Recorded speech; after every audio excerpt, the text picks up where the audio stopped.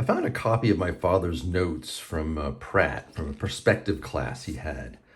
It inspired me to want to put together a tutorial on perspective for our sketching techniques.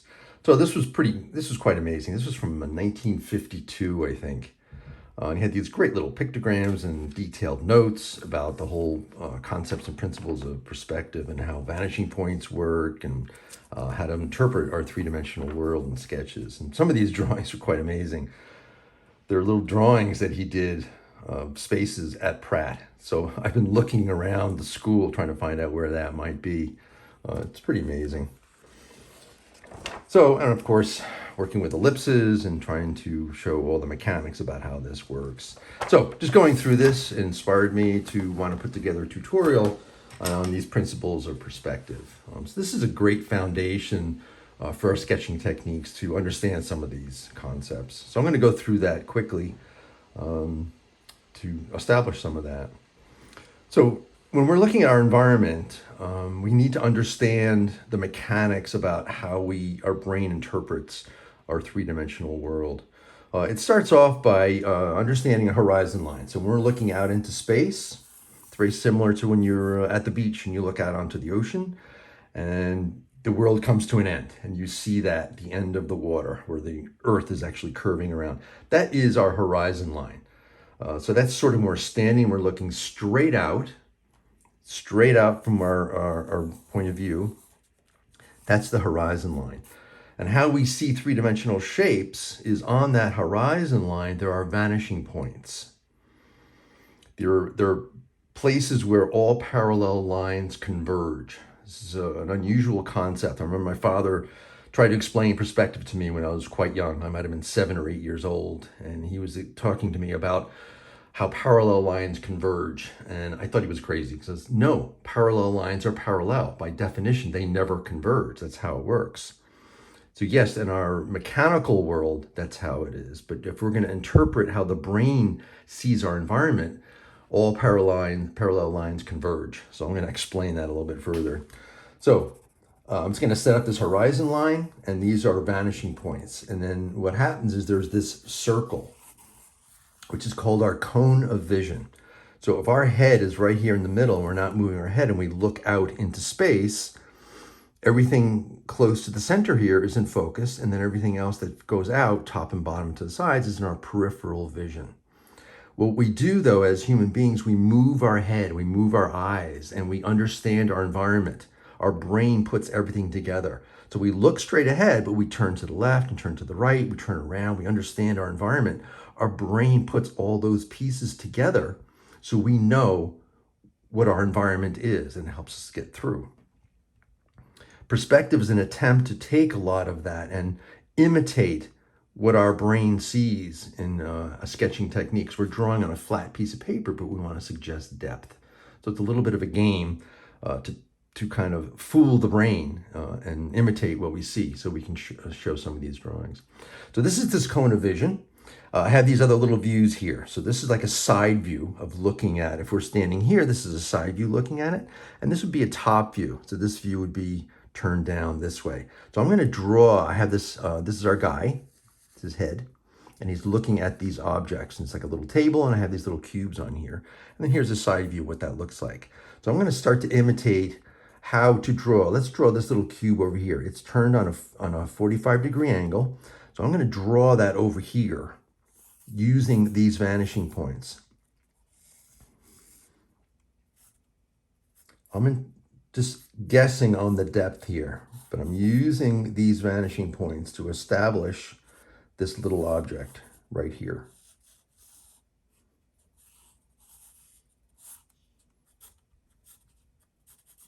So we know in perspective that all these edges are parallel, but in perspective they converge.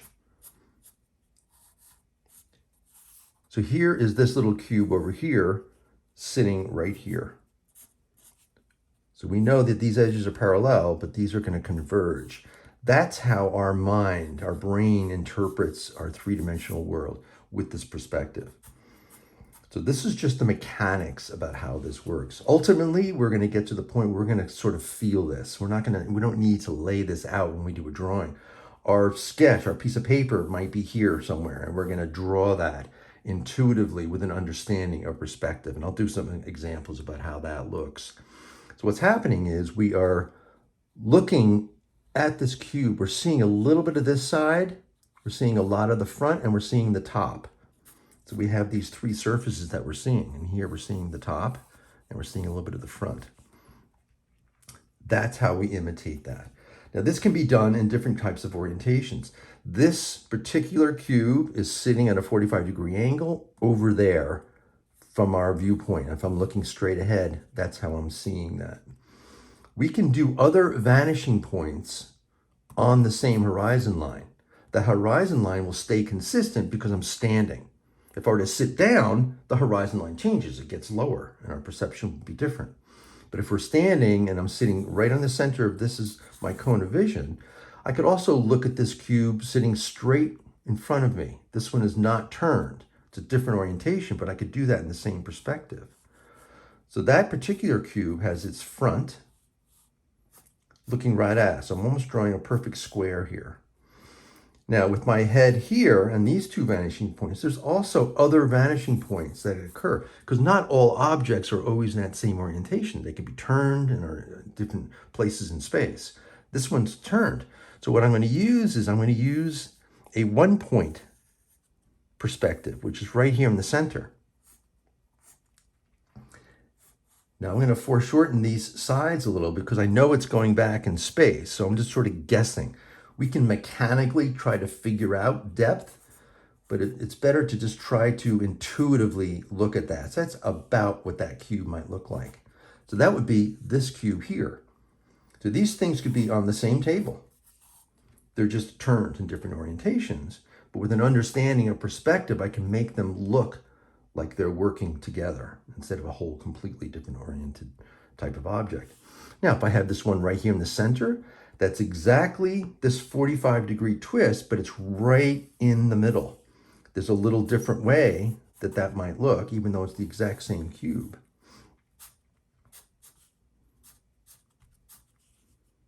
So I'm going to try to make these approximately the same proportions.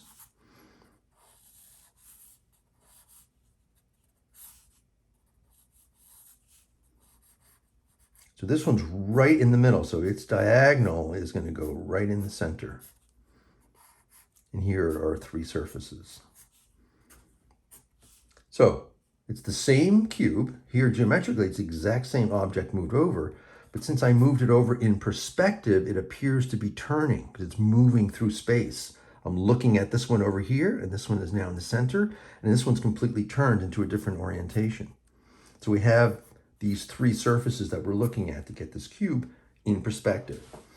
So again, if I was sketching these three things, this would be my piece of paper in here and I'll be drawing that. I don't need to have all of the rest of this in there. But this is just to understand the mechanics about how this might work.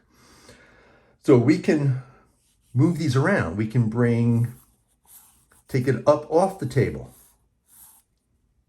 So this one's now floating up in space. Or maybe it's a taller cube sitting in behind here.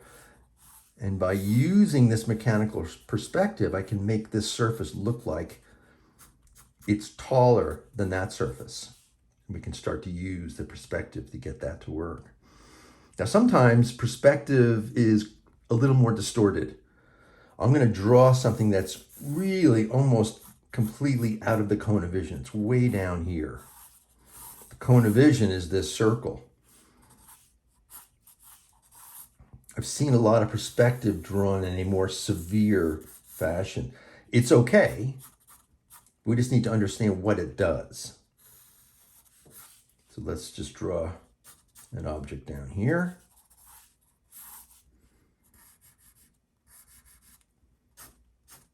So we can see the perspective is much more severe, these angles. So we get a little bit of distortion. There's nothing wrong with that. We just need to understand what that means. Quite often when we do smaller objects, we're going to be in this area. That's sort of the sweet spot where the perspective is somewhat subtle, but it's there. Something like this starts to suggest scale or a point of view, or I might be emphasizing something on an object that's happening in the corner, and I want to do this distorted perspective. So that can be okay. Quite often we'll see that in environments or maybe architects and things like that when they're drawing large spaces where they're drawing like several buildings or several blocks. And quite often they're encompassing a huge cone of vision, and some of that perspective gets a little bit distorted in certain areas. It's not a bad thing, it's good. It's just a technique that you can use to emphasize scale and space. This is 2-point perspective, and that's 1 point. There is a concept of 3-point perspective where we might have a vanishing point on another location in the same space that we're going to use this. And that is very popular in architecture, where they might have, let's say, a building. Let's do it more in the center here. And they might use a vanishing point combined with the 2-point perspective. This is really going to be distorted. So we get what they call keystoning, where we're looking at this. Now, this is a geometric shape here, and it looks really tall. Let's say if that was like a building. And actually the people are down here. So the horizon line is way down here, but we're showing that we're looking up at this large object. So like I said, that would be very popular in architecture, where they really want to show the drama of a tall building. So it's really hard if you think about it and you're standing in front of a building. You're looking at the front door of the building down here, but to see the rest of that building, you are turning your head and you're looking up. This drawing would encompass all of those views, the view looking in the front door and looking up, and doing that in one drawing. So to imitate that, you have to use this distorted kind of perspective to get that feeling of what that might look like. So quite often for our sketches, when we're doing smaller objects, packages, products, and displays and things like that, we will have less distortion and probably will not use 3-point perspective that much. But it could be a technique. And once you understand all these techniques, you can use that to create your images. So that's sort of the basic part of perspective. 2-point perspective, a little bit of 1 point, and then 3-point with keystoning. So these are just boxes and cubes floating in space. I want to talk about circles.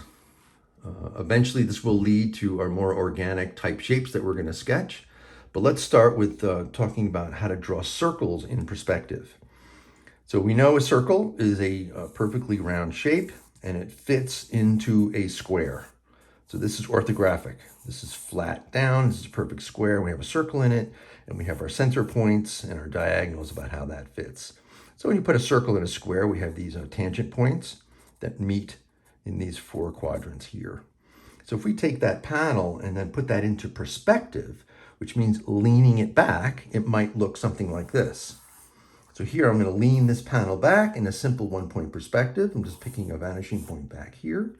And now I have this square, and I'm estimating that depth to make it look square. So what's happening is this distance from here to here is our square.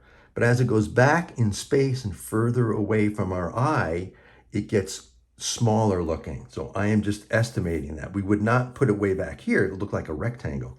We need to somehow simulate what that square might look like. And that takes some practice.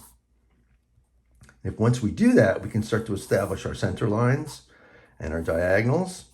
And then we can imitate what that circle would look like in perspective falling back here.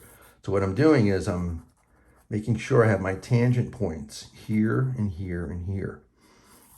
And since this center line, the distance on the back half of the square is smaller than the front half, but we know it's exactly the same, but in perspective, it's going to be smaller. So the front part of this oval, this ellipse, is going to be bigger than the back half. And that helps us create that illusion. Same thing can happen with a square surface turned on that 45-degree angle. Here I have some subtle perspective. I'm converging over here, and I'm leading this down quite a bit. Same thing, I can put my diagonals, my center lines on here, and I can draw this circle in perspective right on here. And again, maintain these tangent points to get that to fit and mechanically talk about that. So that's what this view is all about here. Here we have the side view again. We have our guy looking into space at the horizon line. And I've set up these two vanishing points. And I've drawn these right on center, right here in the middle. I have these square shapes floating here. So what I'm going to do is draw circles in these, and we can talk about how we interpret these circles in space. And here are the panels. So this is orthographic. These are flat, sitting here. And our perception from our eye is we're seeing these panels like this. And we're seeing this one like this. They're all exactly the same, and they have a circle in there. But you can see we're only seeing a little bit of this because it's high up close to the horizon line. And here, this might be on the floor, and we're looking down. Again, our head is moving. We're looking down. So in perspective, we can bring all those points of view together in a drawing. So by doing this and setting this up, I can start to think about where these circles will fit. So this one's going to be pretty round down here at the bottom. And as I come up, these ovals get thinner and thinner as we come up close to the horizon line. And then right on the horizon line, we're not going to see anything. We're just going to see the edge of that little panel. And then we go above the horizon line, we're going to start to see that again. And that would be up here. That's how we see circles in perspective. So for example, if you took a disc, a plate or something, and you put it on the floor and you look down on it, it would look pretty round. You would see that. And as you put it up on a table or maybe up on a bookshelf or something like that, it turns into an oval. Now you're not going to say to yourself, oh, okay, that plate is now an oval. You know it's round, and you're just your perception of that has changed. And that's what helps us understand our space, where that plate is. And that thing, it's not changing shape, it's just how we're seeing it is quite different. So everybody knows perspective. We just don't know how to mechanically interpret that. But as a designer, we're going to use some of those tools to do that, to draw our ideas. So that's essentially how these circles are interpreted in perspective. Now, this is just lining this up. What about circles in other orientations? Let's talk about that a little bit and how that might work. So here I just set up, again, another horizon line and my two vanishing points. And here's a top view of these three cubes turned at 45 degrees, so their corners are touching one another just for orientation purposes. So I took that and I drew that down here in perspective. So that's these three guys in perspective. Here there is no perspective. All these lines are parallel and they do not converge in reality. That's the mechanics of it, but in perspective, they all converge. So there's some other things that we know about these three objects. We have these lines, the diagonals. They are also parallel and they are converging. So where do they converge to? So since I have this mechanically lined up, they're all turned at 45 degrees, they will also have a vanishing point because they're on that same surface on the horizon line. All of it is on the same horizon line. As long as I'm standing and I'm looking at that. If I sit down, that horizon line changes. But if I'm standing, I'm looking at it, my head is here and I'm looking at these objects. These diagonals go right to the center here to a vanishing point right here on that same horizon. So that we can help to define geometry this way. I've done cubes that have been oriented this way. And sometimes I'll just sort of set that up quickly to help me orient these, because this cube is in the middle and it's turning over here and it's turning over here. So to help with that illusion, I can quickly set that up. So as we see, that surface and that surface are exactly the same. As it moves over, this one gets a little bit smaller and that one gets slightly bigger. So that's how we can start to use perspective to create these illusions and imitate what we're seeing. So here I have these three cubes laid out in this way. Now this also helps me to establish how circles in perspective might work. So since these are all squares, we can put our ellipses on here. These three ellipses are essentially the same because it's the same square, and we have our axes for that. I'm going to talk a little bit more about the axes of a circle in perspective, which is our ellipse, our oval. There are two axes, and they go right through the center. And they are at 90 degrees to one another. This small direction is called the minor axis, and this larger direction is called the major axis. And they are at 90 degrees to one another. So if I have a major and minor here, that's at 90 degrees. That's pretty straightforward. Here they're overlapping and straight on, and this would be very similar to the other side. So we could also do circles here on this surface, leaning in this direction. So I'm just going to draw that in there, and I'm intuitively just thinking about the tangent points where these are. And we know that those are going to work on the center lines of the square. Those center lines of the square are not necessarily the major and minor axis. That's a different orientation. The center of this goes to that vanishing point, which is the minor axis. So if we think of this oval, and I had the major axis is not necessarily that diagonal. It is at 90 degrees to the minor axis.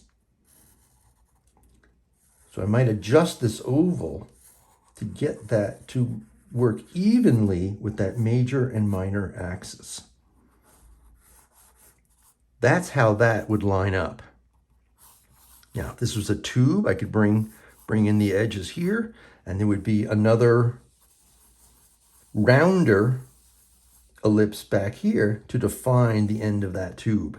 And it also has a minor and major axis, which are at 90 degrees to one another. That orientation is critical.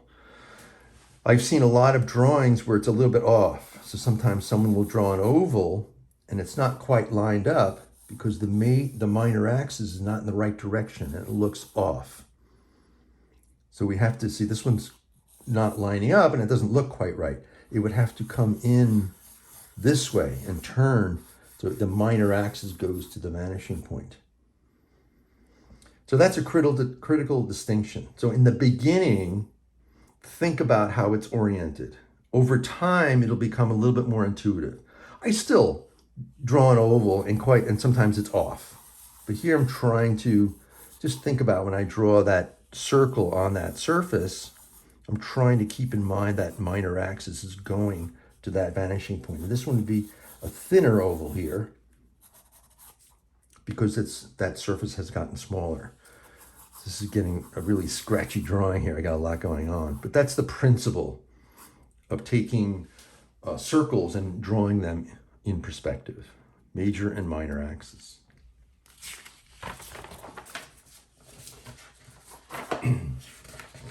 Okay, so with all of that in mind, that's the mechanics of it. So ultimately, we want to get to the point where we're just going to inherently incorporate that type of thinking into our sketching. So what we want to do is I'm going to just draw some shapes here. I'm going to draw a box standing up. I'm going to start to suggest perspective. So I have a subtle convergence here. I'm not setting up the vanishing point, but I'm keeping in mind that I have a vanishing point over there. I'm not going to do 3-point perspective. So I'm going to draw these straight up, parallel to the edge of the paper. So let's say that's the front of a box. I have a little bit of convergence going on. I can start to establish, center lines maybe if I want to know where things are in the middle. It's always good to hang on to center lines to start to establish our geometry. I'm going to do another vanishing point, but I know I want to make that more severe. I'm going to put this convergence a lot tighter. So by doing that, what I'm saying is I'm drawing this object down in this quadrant. It's not over here. It's not above space. It's down, and I'm pushing it into this corner a little bit. Not too much distortion, but a little bit. I'm getting really close to the edge of the cone of vision here because I want a little bit of drama to this point of view. I don't want to just draw it kind of just straight in the center. I'm going to emphasize that. So I'm going to just select a thickness for this object. Now this convergence is going to be subtle, just a little bit to show the top of that. Okay, so here is this object over here.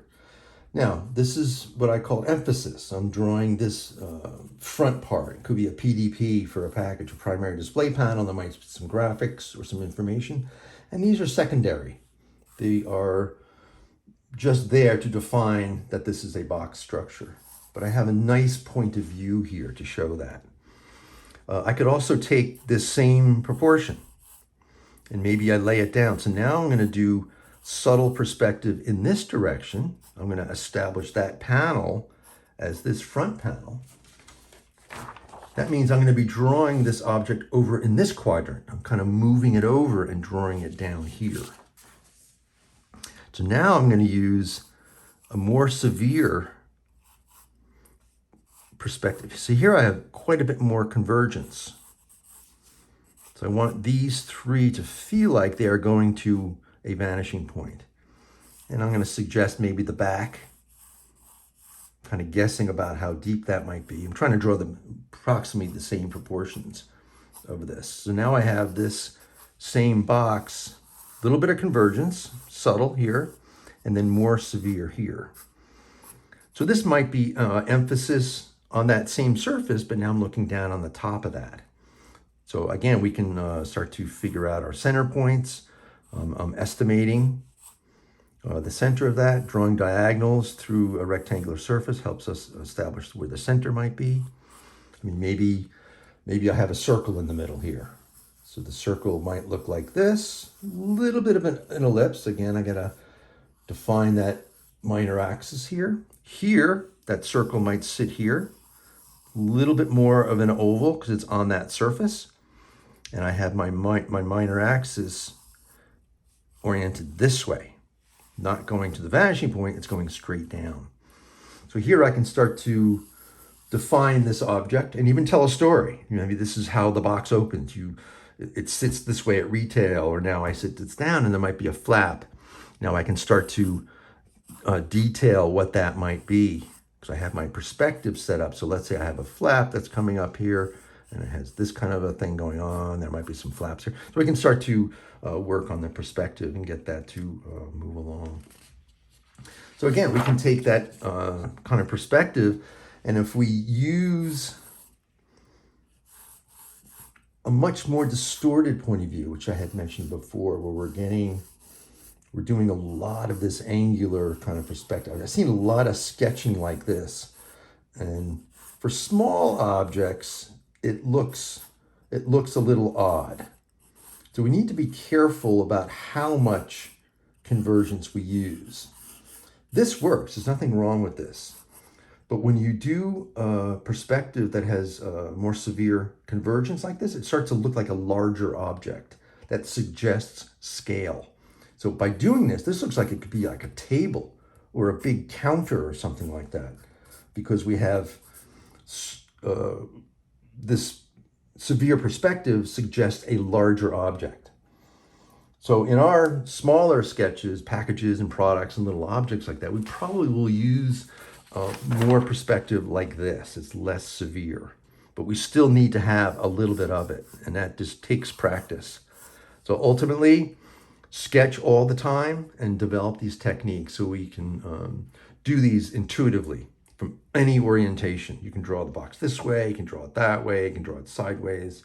It's kind of an ambidextrous kind of point of view, and that's just a matter of training your brain and your hands to coordinate that effort. Okay, so we can also look at, these are drawing objects. I do want to just demonstrate doing an environment that usually is a little bit more involved with the perspective because we're talking about big spaces. So it's the same principle though. So I'm going to draw a quick little room. So we start off with our horizon line. I'm not necessarily going to use these as vanishing points, but I'm going to draw a back wall. And I'm going to do 1-point perspective. So I am just going to pick a point slightly off center. I'm going to draw a back wall here. So I'll just talk about how to proportion that. So the back wall, I'm going to start with our little character here. So he's standing back here against the back wall. To eye level, I need to estimate that a little bit. So I'm going to talk about maybe 5 feet to this horizon line. So this individual might be 5 feet 6 inches. And here's the bottom. So I'm going to 1, 2, 3, 4, 5. So I'm estimating 5 units, feet, whatever you want to call that. So it's 5 units. And then if we have a ceiling, that might be about 8 feet. So I'm going to do 3 more units to here. So I'm just sort of estimating this back wall. These lines are not in perspective, not yet. They are parallel to that. And I'm going to define this back wall by putting an edge here, sort of guessing, and I'm going to put another edge about here. So that would be the back wall in one perspective with our horizon line in proportion for 8 feet and someone standing there. So all we really need to do is to use that vanishing point and bring these edges in.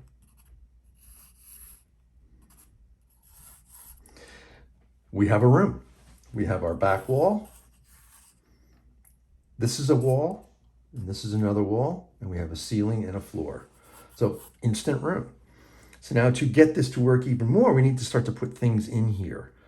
And again, these are going to be cues to inform our mind about what this space looks like. So let's just start doing some things here. I'm going to put some cabinets. See, 1, 2, 3. So cabinets are roughly 36, maybe 40 inches.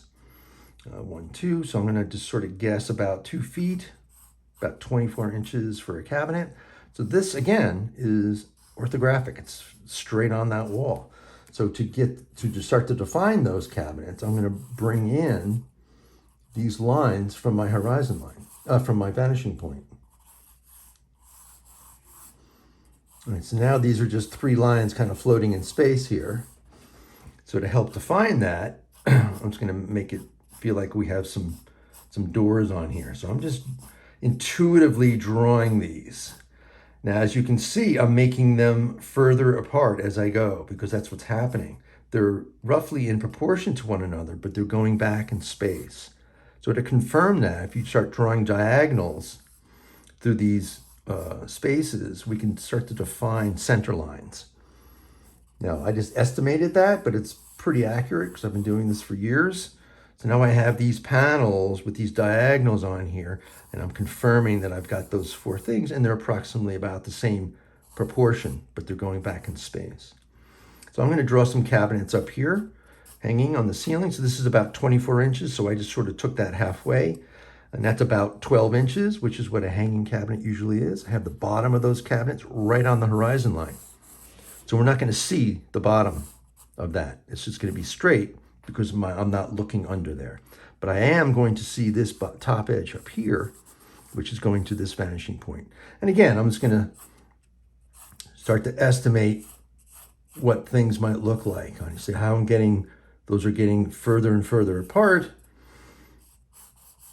And that's about where that might end up here.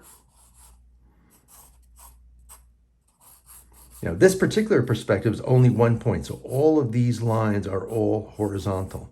There's another way to incorporate multiple vanishing points, but that's a different technique. This is a pretty straightforward 1 point perspective, which is a really easy way to start to show environments. So we can start to add other things. So let's say there's a window here. I'm just going to guess about how big that window might be. Let's say it's about like that. Maybe it's got 2 panes. Maybe I can start to detail a little set-in area here. I'm using maybe there's a window sill, some edging, whatever. So we can start to detail that. So there's a window sitting here. Maybe there's a door over here. So I'm going to pick the top of that window and use that as the height of my door. So here's the door. So this guy just sort of came into the room. Now let's say I want to put something on this wall over here. Let's say I put another window. I can bring this information over, make a little mark here. So I'm going to do a window that's that same height. So I go back to my vanishing point and I start to establish where that might be. I'm going to pull it off that back corner. Now I'm just going to guess here. I'm just going to say maybe it's about here. And maybe it is 2 panes. So now it looks very different than that. That looks really wide and this looks very narrow. But since I have all this convergence and perspective, it looks very close. And I can do my sill in here, which we would see quite a bit of that. And then I could establish the rest of that. So forth. So it's a window that's approximately like that. And then this is the door. So I'm not really detailing anything, but you can go back in and start to put some of these different pieces of information in there. So we can start to put things in the space. So I'm just going to put a table. Let's make believe I want that table to be centered on this window. Because maybe I have a floor plan and we start to lay these things out. And I know that that's where it's going to fit. We have the cabinets and I want a round table here in the center and it's going to line up with this particular window. So I can bring over this information and say, okay, that table is here. It might be, if I can find the center of this room, which might be about here. So let's say I know that that's the center and it's a little off center. So I'm going to put the center of that table here. I'm going to guess, so if I'm over here and that's 36 inches, tables are usually about 30. So I'm going to just say that that tabletop is about here. So here I'm drawing one of our ellipses, minor axis straight up, might have a little bit of an edge, and the bottom of that table is about here. So I'm going to draw a round base. So this is a rounder ellipse here because that's the base of the table down on the floor. So we can start to create that sense of depth here. So this is the tabletop, that's the base, and that's where that's sitting down there. So now I have this table approximately located where I want it on this window based on my floor plan. So as we start to evolve these, we start to bring in our edges and darken that in. And we could probably use this as an underlay to make a cleaner sketch and start to bring this together. So one other thing is when we put people in our spaces, let's say we have other people in the room and they're all standing. It's not sitting down. So if I were to draw another person, I'm going to put their head about here. I'm going to make the head a little bit bigger because this will be a larger individual. I mean, not larger, but a person closer in space. And it'll appear to be, I'm going to have them standing here. So now we have this person here.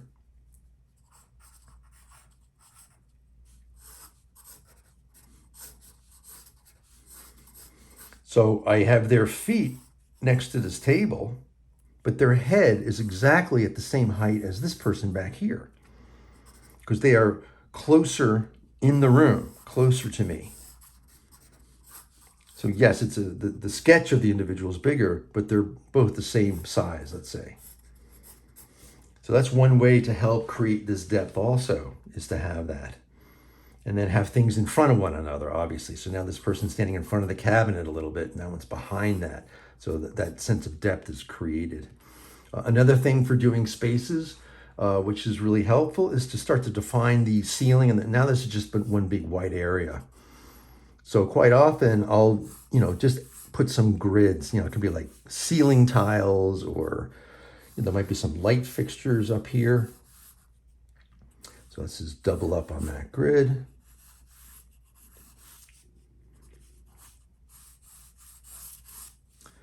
Okay, whatever that might be.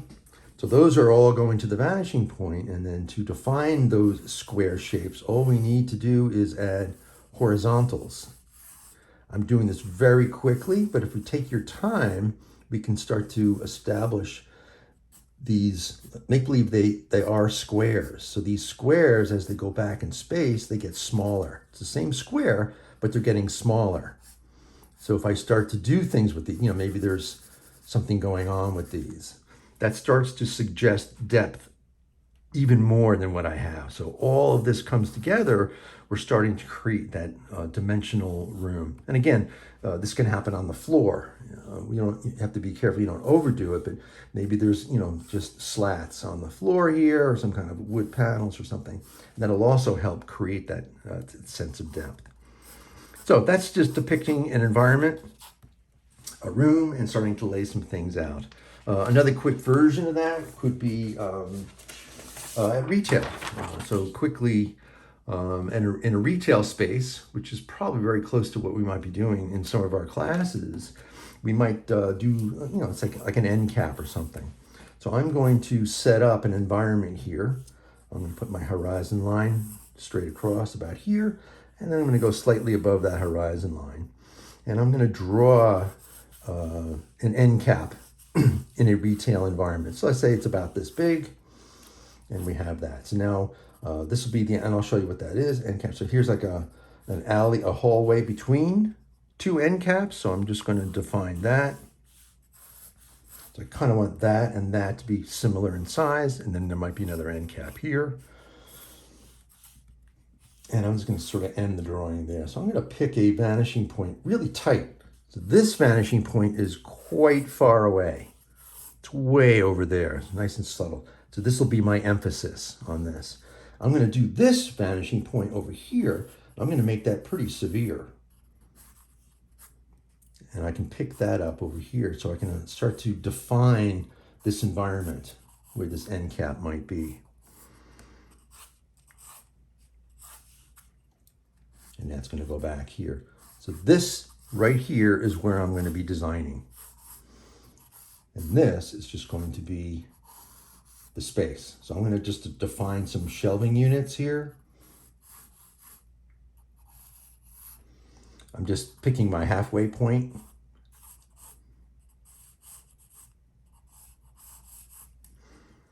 So now I'm starting to define a room.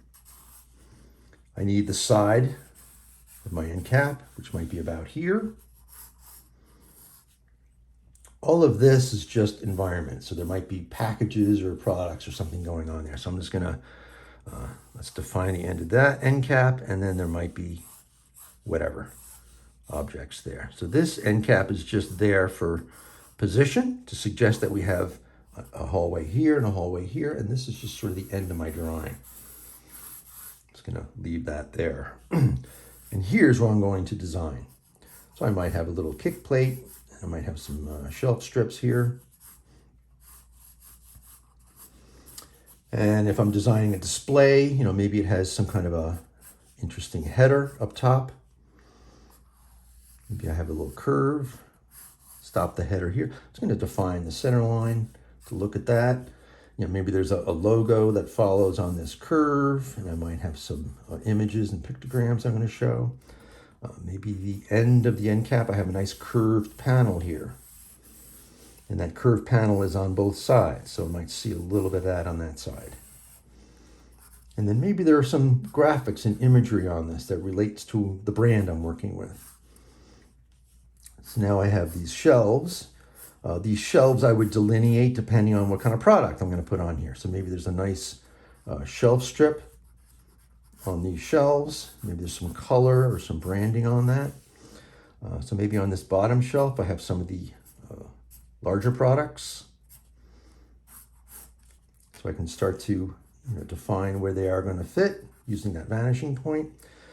Maybe I have like a little insert box here with some graphics on it or some kind of an interactive area, something going on here.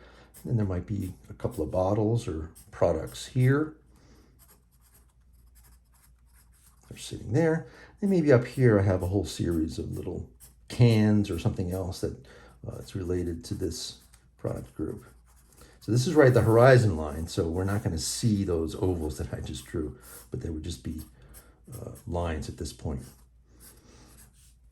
So here I'm starting to use this perspective to create this space.